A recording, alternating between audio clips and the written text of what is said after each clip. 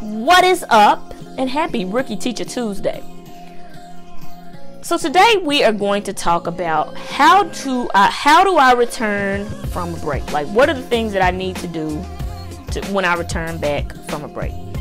So I remember when it was my first year, and the first part of the break, y'all, I was so hyped. I was like, oh my gosh, it's like, oh, I have all these days left. But I felt like as I got closer to the break that I just got so stressed out because I was struggling in my classroom and I didn't know how to get it back on track. I had no idea what to do. What I want to tell you is that if there's any good time to get things back on track, it is now. Because you've had a break, you had some under your breath, you had some kind of under your feet. You're like, okay, I got a little feel for how things work, and you're coming into a brand new semester, and you can reset that thing. How can I reset and get this thing back on track? The first thing that you want to do is you want to review your rules and procedures, anything like that. You want to just revisit those. So anything that you want to keep going, hey, this is how we enter the classroom, certain things like that. Just, hey, go back, review the rules and procedures. Secondly, I will challenge you to take some space to evaluate semester 1. So thinking about what went well, what maybe didn't, but just reflecting. We talked about this last week. You want to just take the time to pause and be like, oh, this is where the train tracks fell off. Like, I lost it right here. Or this, man, I did great here. Evaluate semester 1. What worked, what didn't. Secondly, after you do your evaluation, you need to set new expectations. So here's a prime example. So the first time when I first started teaching, I didn't have any assigned seats, and it was a hot mess. I'm just saying. So the new expectation was, hey, we're gonna do assigned seats now. And for me, I had more structure and order. So I had my little piece of paper, so I knew where everyone sat.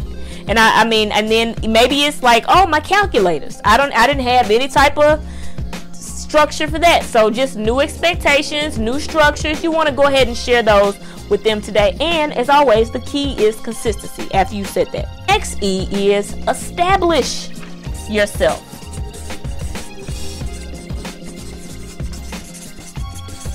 What am I saying here? You almost want to act like this is the very first day of school again. I know I worked with a teacher last year, and one of the things that we worked on, I was like, okay, policy procedures, yes, but what's key is your opening day story. Like, you've got to establish yourself as credible, confident, and consistent. So that's what we worked on. So you almost want to take this first day back from the break. It's like, hey, welcome, here I am.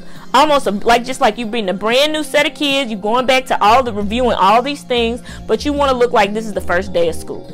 All right, and the last one, I'm gonna say this one is key. The tone. But the thing about the tone is about trust. Tone is setting the tone is trust. It's about consistency. I often give the analogy about Chick-fil-A and McDonald's. McDonald's, the machine has been broken since I was 5 years old. I'm gonna go tomorrow. I'm gonna say, can I get a milkshake? The machine's broken.